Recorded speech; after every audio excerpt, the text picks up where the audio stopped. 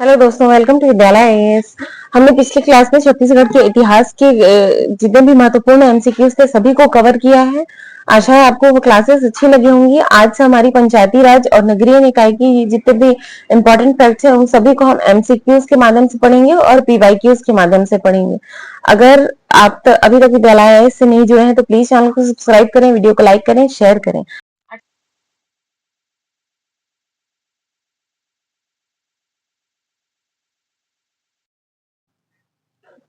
आज का हमारा पहला क्वेश्चन है, नीचे दिए गए कूट की सहायता से सही उत्तर का चयन कीजिए।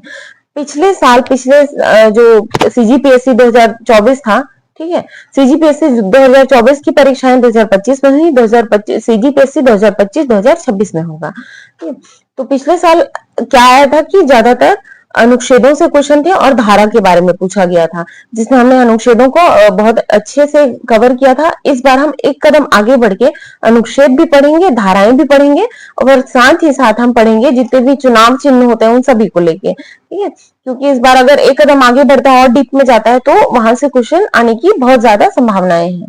तो धाराओं से पहला क्वेश्चन है आपके सामने, नीचे दिए गए कूट की सहायता से सही उत्तर का चयन कीजिए। पहला दिया है अनुच्छेद 243 ए, 243 बी, 243 सी और 243 डी। ठीक है, ऑप्शन मिलाना है पंचायतों की संरचना, सीटों का आरक्षण और पंचायतों का गठन, ग्राम सभा। 243 ए प्रावधान करता है ग्राम सभा के लिए। ठीक है, ए में सबसे पहले ग्राम सभा के बारे में बताया गया है। फिर बी गठन करके याद रख लीजिएगा, विघटन। ठीक है, बी गठन। ठीक है, 243 बी बताता है पंचायतों का गठन। सी में पंचायतों की संरचना को बताया गया है। ठीक है, सी फॉर संरचना, पंचायतों का स्तर कैसा हुआ, त्रिस्तरीय होगा, द्विस्तरीय होगा। ठीक है, भारत में जो मूल संविधान है उसमें त्रिस्तरीय पंचायत की चर्चा की गई है, लेकिन इसको कई राज्यों पे स्वेच्छाचारी छोड़ा गया है कि आप चाहे तो आप त्रिस्तरीय भी रख सकते हैं, आप चाहे तो आप द्विस्तरीय भी कर रख सकते हैं। और डी क्या बोलता है, डी से डिजर्व यानी रिजर्व। ठीक है, जो डिजर्व करेगा वही रिजर्व करेगा। ऐसे करके सीटों का आरक्षण, आरक्षण बताया गया रिजर्वेशन, पंचायतों में सीटों का रिजर्वेशन बताया गया है 243 डी में। तो इस प्रकार हमारा आंसर मैच कर लेते हैं, ए का 3, बी का 4। हाँ, ये हो जाएगा आंसर सी। अगला है, भारतीय संविधान का कौन सा अनुच्छेद त्रिस्तरीय पंचायती राज का प्रावधान करता है। अभी मैंने बताया त्रिस्तरीय पंचायती राज है, ये कहाँ पे बताया जाएगा, पंचायतों के गठन वाले में। ठीक है, जैसे छत्तीसगढ़ में जो मूल संविधान में है उसमें ग्राम पंचायत, फिर पंचायत समिति और जिला परिषद करके है, लेकिन हर स्टेट में इसका नाम अलग अलग है। जैसे अगर हम छत्तीसगढ़ की बात लें तो ग्राम पंचायत, जनपद पंचायत, जिला पंचायत। ठीक है, वैसे ही नगरीय निकाय वाले में नगर पंचायत, नगर पालिका और नगर निगम। ठीक है, तो यहाँ पे आंसर क्या हो जाएगा, 243 बी। तो यहाँ पे नगर पालिका वाला ऑप्शन नहीं आया है, यहाँ पे हम सिर्फ पंचायती राज पढ़ रहे हैं, सिर्फ बता रही थी। ठीक है, जो ओवरऑल इंडिया मूल संविधान में बताया गया है, ग्राम पंचायत, पंचायत समिति, जिला परिषद। भारत के संविधान का 73वां संशोधन अधिनियम निम्नलिखित में से भारत के संविधान का कौन सा भाग अंतर्विपित करता है। ठीक है, भाग है भाग 9। ठीक है, भाग 9 पंचायतें हैं, 9 का है नगरीय निकाय, और अनुसूची अगर पूछेगा तो अनुसूची 11, अनुसूची 11। ठीक है, निम्न में से कौन सा, आंसर क्या हो जाएगा इसमें से, ए हो जाएगा यहाँ पे। अगला है, निम्न में से कौन सा निगमित निकाय है। निगमित निकाय है बोल रहा है, मतलब कौन कौन सा निकाय एग्जिस्ट करता है, जिला पंचायत, जनपद पंचायत, ग्राम पंचायत, उपयुक्त सभी, उपयुक्त सभी हो जाएगा। ठीक है, बहुत ही इजी क्वेश्चन है ये, इजी टू हम टफ भी देखेंगे आगे। निगमित निकाय क्या होता है, लोगों का वह समूह जिसकी पहचान व्यक्ति न होकर सामूहिक होती है, व्यक्ति न होकर सामूहिक होती है, उनकी मान्यता वैधानिक होती है। इस प्रकार के समूह को ही निगमित निकाय की संज्ञा दी जाती है। इसके अंतर्गत पंचायती राज और नगरीय निकाय के समस्त स्तर आते हैं, जैसे पंचायतों में ग्राम पंचायत, जनपद पंचायत, जिला पंचायत, नगर में नगर पंचायत, नगर पालिका परिषद और नगर निगम। अगला, भारत के संविधान के किस अनुच्छेद में पंचायतों की शक्तियों और जिम्मेदारियों का प्रावधान है। शक्ति, शक्ति बोलेगा तो शक्ति को हम सबसे पहले एक बिस्किट का नाम याद रखना है, शक्ति से पार्ले जी। जी फॉर जीनियस, पार्ले जी खाने से हमको क्या मिलती है? शक्तियां मिलती है। वैसे ही पंचायतों का जो अनुच्छेद है 243 जी, इसमें पंचायतों को शक्तियां दी गई हैं। शक्तियों और उनकी जो भी जिम्मेदारियां है उसके बारे में उनको बताया गया है। ठीक है, यहाँ पे हम पूरा जितना भी मेन अनुच्छेद है सबको एक्सप्लेनेशन के माध्यम से देख लेते हैं। मैं कोशिश करूंगी आपको ट्रिक के माध्यम से समझाने की, क्योंकि धाराएं बहुत सारी, हम धाराओं को चैप्टर वाइज पढ़ेंगे। ठीक है, जो आपके 15 अध्याय हैं, हम अध्याय के हिसाब से सभी धाराओं को कवर करेंगे। पेशेंटली आपको पूरी क्लास मतलब अच्छे से देखनी है। 2-3 बार, एक बार याद नहीं होता, आप 2-3 बार देखें, याद हो जाएगा। 73वां संविधान संशोधन हुआ था, तो इसमें भाग 9 में पंचायती राज का प्रावधान किया गया था। इसके अंतर्गत अनुच्छेद 243 में पंचायत से संबंधित प्रावधान किए गए, जिसका अनुच्छेद 243 ए से 243 ओ। ठीक है, ये क ख ग वाला याद करने की कोशिश मत करना, इसमें क्या होता है, कंफ्यूजन बहुत ज्यादा होता है। ठीक है, क्योंकि हमको हिंदी के जो क ख ग घ अण ये सब है ना, ये उतने अच्छे से याद नहीं हो पाते, लेकिन इंग्लिश में एबीसीडी सबको पता है। तो 243 ए से 243 ओ तक पंचायतों के बारे में है। फिर 243 ओ से 243 ओ से जेड जी, ठीक है, यहां तक नगरीय निकाय के बारे में बताया गया है। 243 ए से 243 ओ तक, सर ये पी है ना, हाँ, 243 ए से 243 ओ तक पंचायती राज के बारे में प्रावधान है। 243 पी से 243 जेड जी तक, ठीक है, यहां से नगरीय निकाय का प्रावधान शुरू होता है। तो आज हम इसको पढ़ेंगे। सबसे पहले देखते हैं ए ग्राम सभा। ठीक है, सबसे बारे में ए में ग्राम सभा के बारे में बताएगी। बी गठन करके याद रख लेना, विघटन, पंचायतों का गठन, पंचायतों का गठन, विघटन। ठीक है, सी से संरचना। ठीक है, सी से संरचना। डी से डिजर्व, डिजर्व जो करेगा वही रिजर्व होगा। ठीक है, तो सीटों का आरक्षण, आरक्षण, ठीक है, सीटों में आरक्षण है, जो 1/3 महिला का आरक्षण, महिला सीटों का आरक्षण, ये सबके बारे में बताया गया है 243 डी में। 243 ई से अवधि बताया गया है। ठीक है, अवधि करके याद कर लेना, अवधि बहुत ही इजी टू याद हो जाएगा। ए ग्राम सभा, बी गठन, ठीक है, सी से संरचना, डी से डिजर्व रिजर्वेशन, ई अवधि, एफ फॉर फेलियर। ठीक है, फेलियर, सदस्यता के लिए निर्हरताएं, क्या क्या अयोग्यताएं हैं, फेलियर्स क्या क्या है कि आप पंचायतों का सदस्य नहीं बन सकते हैं। ठीक है, तो उसे एफ 243 एफ में अच्छे से बताया गया है। जी फॉर जीनियस, पार्ले जी खाने से हमें क्या मिलती है? शक्ति मिलती है। वैसे ही 243 जी से ही पंचायतों को शक्तियां मिलती हैं। प्राधिकार और इनके उत्तरदायित्व बताए गए हैं। इनके उत्तरदायित्व कितने विषयों पर है? 29 विषयों पर है टोटल। ठीक है, टोटल पंचायतों के पास 29 विषयों के अधिकार होते हैं और नगरीय निकायों के पास 18 विषयों के। ठीक है, नगरीय निकायों के पास अधिकार अगर लें तो कम होते हैं पंचायतों के माध्यम से, पंचायतों की तुलना में। अगला है एच। ठीक है, एच क्या होता है? H4 होता है फंड, पंचायतों की निधियां। ठीक है, जी से हमने क्या पढ़ी? शक्तियां। जी से आगे बढ़िए, शक्ति आपके पास तभी है जबकि आपके पास पैसा है। ठीक है, पैसा क्या होता है? फंड, पंचायतों की निधियां, पंचायतों द्वारा अध्यारोपित करने की शक्ति और पंचायतों की निधियां। आई से 243 आई, ये बहुत ज्यादा इंपॉर्टेंट है, इसको हर बार मतलब हर दूसरे तीसरे अंतराल में सीजीपीएससी पूछता है, वित्त आयोग। ठीक है, वित्त आई करके याद रख लीजिएगा। कौन आई? वित्त आई। ठीक है, वित्त आयोग का क्या काम होता है?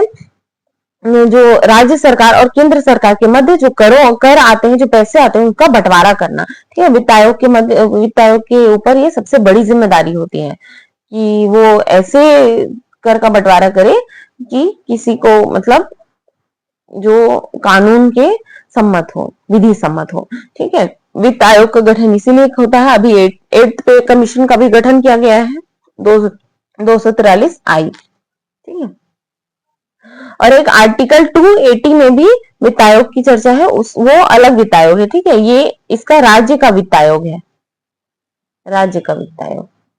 इसमें पंचायतों को निधियां दी जाती हैं, इसके माध्यम से, वित्त आयोग के माध्यम से, राज्य के वित्त आयोग के माध्यम से पंचायतों को निधियां दी जाती हैं। और 243 जे फॉर होता है जांच। अगर आप सम परीक्षा ना याद कर पाए तो आप जांच याद करिएगा। जांच सम परीक्षा एक ही होता है। ठीक है, जे फॉर जांच, लेखाओं की जांच। ठीक है। के फॉर क्या होता है, पंचायतों के निर्वाचन और निर्वाचन आयोग, के से निर्वाचन, ठीक है। 243 के निर्वाचन के, ठीक है, निर्वाचन के। जो ये एक अल्फाबेट है ना, इसको आप उस चीज से जोड़ लीजिए, विथ आई, ठीक है। जे फॉर जांच, पंचायतों की लेखाओं की जांच, अगर जांच पूछ दिया 243 जे हमारे दिमाग में आना चाहिए। पंचायतों के लिए निर्वाचन, निर्वाचन के याद कर लीजिएगा, किसके लिए, निर्वाचन के लिए। फिर एल, एल से क्या होता है, पंचायती राज का संघ और राज्य क्षेत्र में लागू होना। ये 243 एल बताया गया, पंचायती राज का संघ और राज्य क्षेत्र में लागू होना, जिसे कुछ, जिसमें कुछ प्रावधान ऐसे रखा गया है जिसे बाध्यकारी बना दिया गया है राज्य के लिए, और जिसमें कुछ प्रावधान बहुत ही पोलाइटली लिए गए कि राज्य अपनी स्वेच्छा के अनुसार इसको लागू कर सके, ठीक है। अनुच्छेद 243 एम, एम क्या कहता है, मतलब कुछ क्षेत्रों में लागू न होना। 243 एल लागू होना, और 243 एम क्या कहता है, कुछ क्षेत्रों में लागू न होना, ठीक है। जैसे दिल्ली है, दिल्ली में पंचायती राज लागू नहीं है क्योंकि पूर्णतः नगरीय निकाय है वो, ठीक है। और अनुच्छेद 43 एन, एन फॉर न्याय, ठीक है, न्याय, न्याय, एन से न्याय कर रहे हैं, विधि और पंचायतों, विद्यमान विधियों और पंचायतों का बना रहना, मतलब जो न्याय है, जो विधियां हैं, उसका पंचायतों में बना रहना। 243 ओ क्या कहता है, निर्वाचन संबंधी मामलों में न्यायालयों का हस्तक्षेप का वर्जन। 243 ओ क्या कहता है, निर्वाचन संबंधी मामलों में न्यायालय हस्तक्षेप नहीं कर सकती, तो कौन करेगा, निर्वाचन आयोग, ठीक है। जो निर्वाचन आयोग दो स्तर पर होते हैं, केंद्रीय निर्वाचन आयोग, एक राज्य निर्वाचन आयोग। जितने भी स्टेट के इलेक्शंस होते हैं, जैसे लोकसभा, राज्यसभा, ठीक है, जो ओवरऑल इंडिया कंडक्ट हो रहे हैं, लोकसभा, राज्यसभा, और जो स्टेट में कंडक्ट हो रहे हैं, विधानसभा, विधान परिषद, ये सब केंद्रीय निर्वाचन आयोग कंडक्ट कराता है। लेकिन जो जितने भी नगरीय निकाय और ग्राम पंचायतों के निर्वाचन होते हैं, ये सब राज्य निर्वाचन आयोग कंडक्ट कराते हैं, ठीक है। अगला है, अगला क्वेश्चन है, भारत के संविधान के किस अनुच्छेद में पंचायत के सदस्य के रूप में अयोग्यता, अयोग्यता के संबंध में प्रावधान है। अभी मैंने आपको बताया, अयोग्यता, एफ फॉर फेलियर, ठीक है, फेलियर याद रखिएगा, एफ 243 एफ। बहुत ही इजी हो जाएगा अगर आप ऐसे करके पढ़ते हैं तो। अगर एग्जाम में 2-3 भी क्वेश्चन, पिछले बार 2 से 3 क्वेश्चन थे धाराओं, अनुच्छेदों से, ठीक है, और धाराओं से भी क्वेश्चन थे, हम आगे धाराओं को भी पढ़ेंगे। अगला है, संविधान का अनुच्छेद 243 ओ किससे संबंधित है, ठीक है। क्या करता है 243 ओ, कि पंचायती चुनाव के मामले में अदालतों के हस्तक्षेप के लिए बाधा बनाए गए, मतलब अदालतें हस्तक्षेप नहीं कर सकती हैं, ये मामला निर्वाचन आयोग का है जो वो खुद सॉल्व कर लेगा। और पंचायतों में हर स्तर पे एक पदासीन अधिकारी होते हैं जो न्यायिक संबंधी मामलों में, जैसे अंतिम निर्णय होता है, जैसे 243 पंचायत के चुनावी मामलों में अदालतों द्वारा हस्तक्षेप के बारे में मतलब क्या करते हैं, प्रतिबंध लगाते हैं। और क्योंकि ग्राम पंचायत में लिखा हुआ है कि ग्राम पंचायत के मामले में अनुविभागीय दंडाधिकारी जो राजस्व होगा, ठीक है, अनुविभागीय अधिकारी राजस्व, रेवेन्यू, ये होंगे अधिकारी, ठीक है,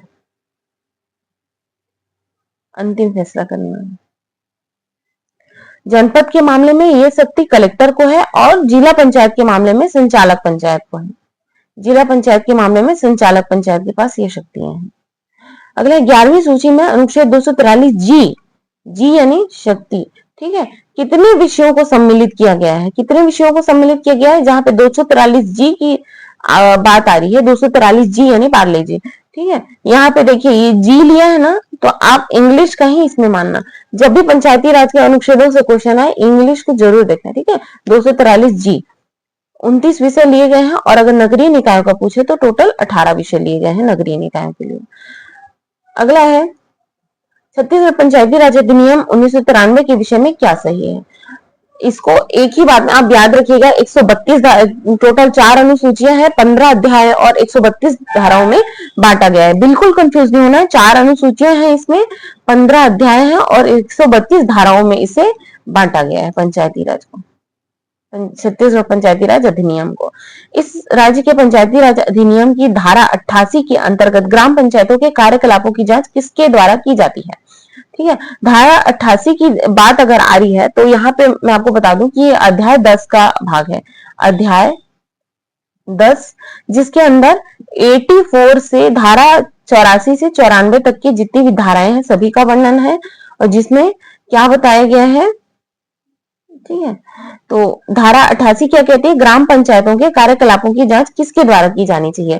धारा 88 में इसका है कि कलेक्टर द्वारा नामांकित कम से कम द्वितीय श्रेणी का अधिकारी हो, जिसे अभी हमने क्या पढ़ा, अनुविभागीय अधिकारी राजस्व ये द्वितीय श्रेणी के अधिकारी होते हैं, ठीक है। तो इस मतलब धारा 88 ये कहती है कि कलेक्टर द्वारा नामांकित कम से कम द्वितीय श्रेणी का अधिकारी होना चाहिए।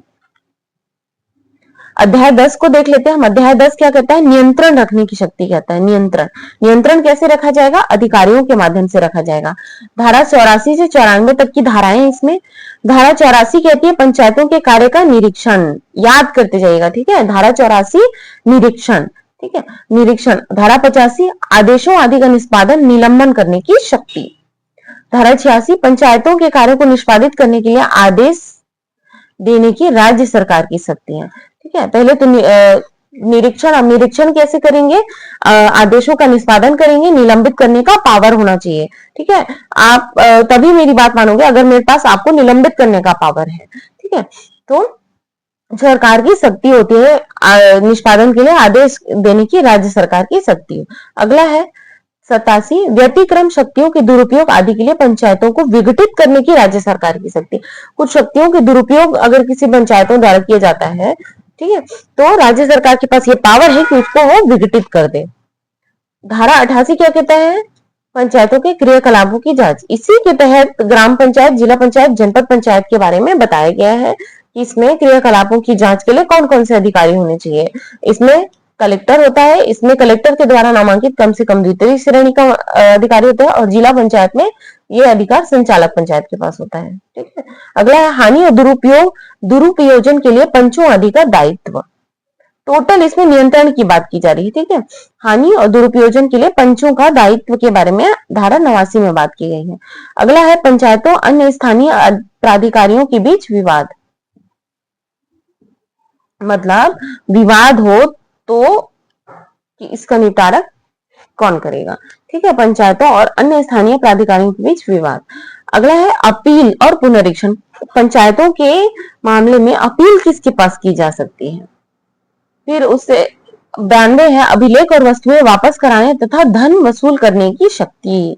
पंचायतों में भी कुछ कुछ कर लगते हैं, कुछ जैसे बाजार कर, ठीक है। तो इन सबको वसूल करने की शक्ति किसके पास है, इन सभी का। तो अगला 93 है शक्तियों का प्रत्यायोजन।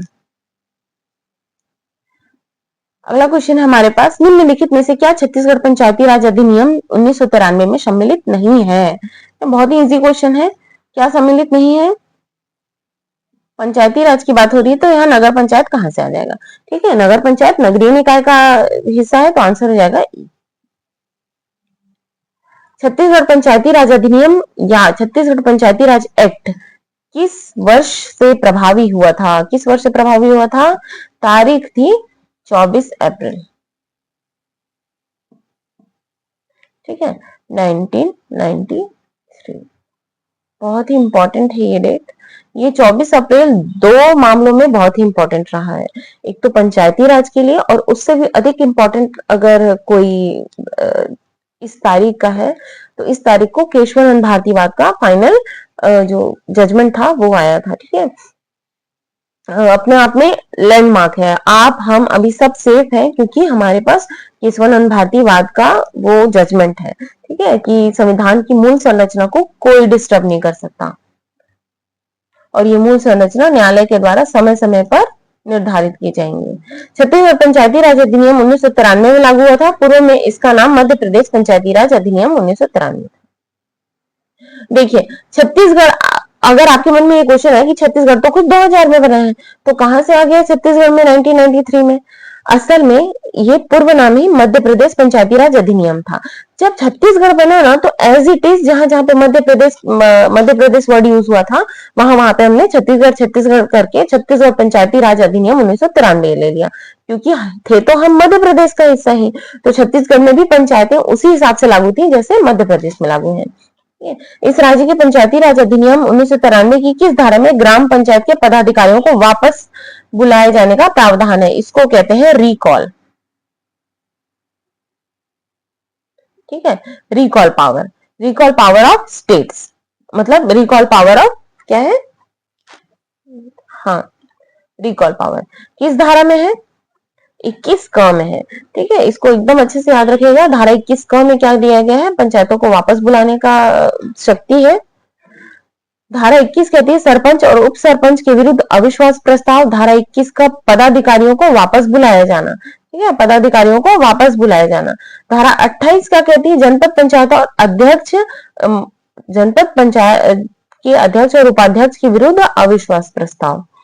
धारा 35 क्या कहती है? जिला पंचायत के अध्यक्ष और उपाध्यक्ष के विरुद्ध अविश्वास प्रस्ताव। धारा 37 पंचायत के पदाधिकारियों द्वारा त्याग पत्र, ये धारा 37 का प्रावधान है। धारा 39 का कहता है निलंबन। ठीक है, और धारा 40 का कहता है हटाना। पंचायतों के जो अधिकारी होते हैं, पंच, सरपंच, पंच, ठीक है, पंच और सरपंच, क्योंकि उप सरपंच तो अप्रत्यक्ष रूप से निर्वाचित होता है, जितने भी प्रत्यक्ष अधिकारी हैं उनको ही हटाता है। ठीक है, तो धारा 40 में हटाना कहा गया है। अगला छत्तीसगढ़ पंचायती राज अधिनियम के तहत धारा प्रत्येक जनपद पंचायत और जिला पंचायत अपने निर्वाचित सदस्यों में से कुछ स्थायी समितियों का गठन करने की शक्ति को परिभाषित करती है। कौन सी धारा में कहा गया? ये धारा है, इससे रिलेटेड धारा है धारा 47। ठीक है, इसमें क्या कहा गया है? जिला पंचायत को अपने निर्वाचित सदस्य और स्थायी समितियों को गठन करने की शक्ति दी गई है धारा 47 में। देखिए, पंचायती राज के काज से संचालन पंचायत की जो समितियां होती है ना, इसमें 44-45 में प्रक्रिया को बताया गया, सम्मेलन की प्रक्रिया क्या होगी, कैसे गणपूर्ति होगा, कोरम क्या होगा, और 45 में क्या बताया गया? पंचायतों द्वारा अंतिम रूप से निपटाए गए विषयों पर पुनर्विचार। ठीक है, ये प्रक्रिया है, लेकिन अधीनस्थ अधिकरण 46 to 48 बताए गए हैं। 46 में क्या बताया गया? ग्राम पंचायत की स्थायी समितियां। 47 में क्या बताया गया? जनपद एवं जिला पंचायत की स्थायी समितियां। 47 क कहता है त्याग पत्र के बारे में। ठीक है, त्याग पत्र को बताया गया है। और 48 में क्या बताया गया है? सरपंच, उप सरपंच, अध्यक्ष और उपाध्यक्ष की शक्तियां और कर्तव्य। सरपंच, उप सरपंच, अध्यक्ष, उपाध्यक्ष की शक्तियां और कर्तव्य।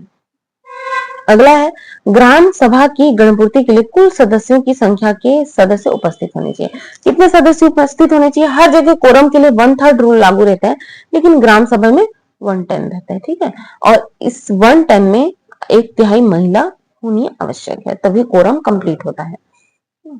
प्रावधान किसमें है? 73वें संविधान संशोधन के तहत अनुच्छेद 243 क में ये ग्राम सभा वर्णित है। धारा 6 और 7 में, जिसे पंचायती राज अधिनियम की धारा 6 और 7 में शामिल किया गया है।